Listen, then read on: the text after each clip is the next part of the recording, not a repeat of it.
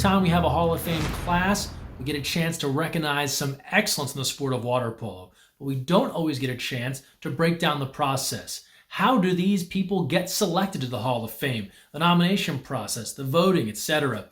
With that in mind, who better to help us than the chairman of the USA Water Polo Hall of Fame Committee, Brent Bohlender. Brent joining us now. Appreciate you taking some time. For starters, just tell us who's on the USA Water Polo Hall of Fame Committee, and how do you determine nominations that then get a chance to become inductees? Well, the Hall of Fame itself was started in 1976, and then it dropped off in 2004, and then it was resurrected in 2010. And so we've had members, but currently at this time, I'm the chairman of it, and I was elected in the class of 2001, and I've been on the committee since it was formed. Also on the committee is Scott Schulte, who is kind of the administrator for New York Athletic Club. He has been on it since we started it also. He came into the Hall of Fame in 2001, as I said. Dion Gray became a Hall of Fame member in 2003. She was 14 years on the national team, and she has been on the committee since its formation. We have Kurt Everest, who's a class of 2004. He came on the committee in 2006. Two-time Olympian and also currently the men's coach at Cal. Heather Moody came to the Hall of Fame in 2010. She came on the committee in 2011, the three-time Olympian and two-time assistant coach in the Olympics also with the women's team. And then we have Heather Petrie, who is new this year for the committee in 2001, Cal grad, four-time Olympian, 2018 Hall of Fame member. And then Brent who is Stanford grad, four-time Olympian.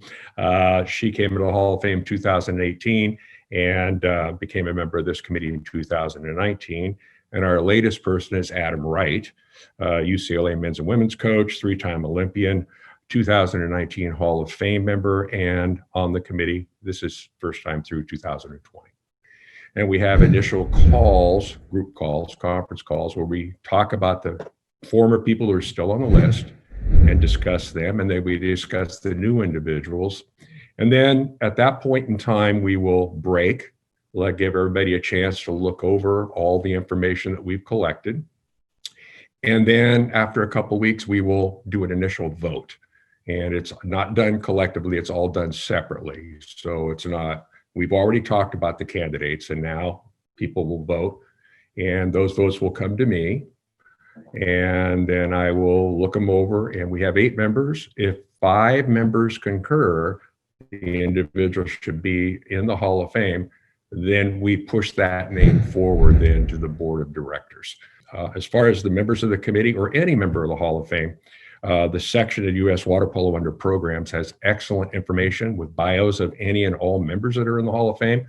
Plus, they also have nominating papers there. So it isn't just this group coming forward with names, it's also outside individuals who can submit nominations or contact a member of the Hall of Fame and request that they be considered. You know, whether it's the Water Polo Hall of Fame, the NFL, NBA, everyone loves to throw out names. This person should be inducted, that person should be inducted. But for the water polo community, Brent, what makes for a great nomination? One of the things is they have to be off the national team for 5 years. So automatically, ex-Olympians are going to hit. They're going to be hit. They've been off the national teams for 5 years. They've been out of it for a quadrennial. And they've been on the Olympic team maybe 2 or 3 times. Those are the ones that are going to hit up right away. We do consider gender equity. So you might have, and it's happened, where we might have 3 or 4 men who come up all at the same time and no women on the other side. And I know U.S. Water Polo is very big on gender equity, so sometimes that might present a little bit of a problem. But I think with players, in all honesty, it is the Olympics, it is the Nationals, it is FINA.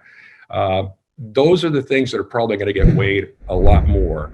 Once they're nominated as a player, they're on for 5 years. And if there isn't a groundswell, if there isn't like at least 2 votes or 3 votes towards that person after 5 years, we kind of remove them from the list. Because we have other names that are going to be coming in.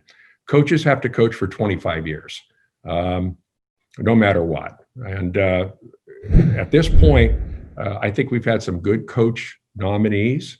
I think that there are still some more that are going to be coming up.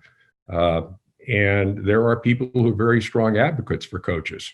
We all love the medals, the championships, the big results. But Brent, why is it so important to make sure we recognize the history of the sport with things like the USA Water Polo Hall of Fame?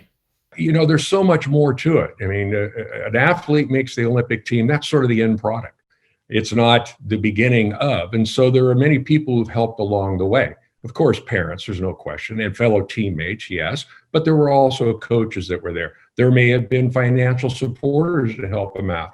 On the women's side, the women didn't have any money coming to them until really they got into the Olympics. So there had to be financial backing behind that. And I think those are the people that need to be recognized. The person who worked all the national, like a Barbara Calabas, worked all the tables all those years.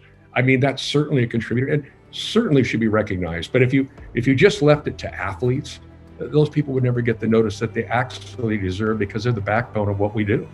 There's no question. So.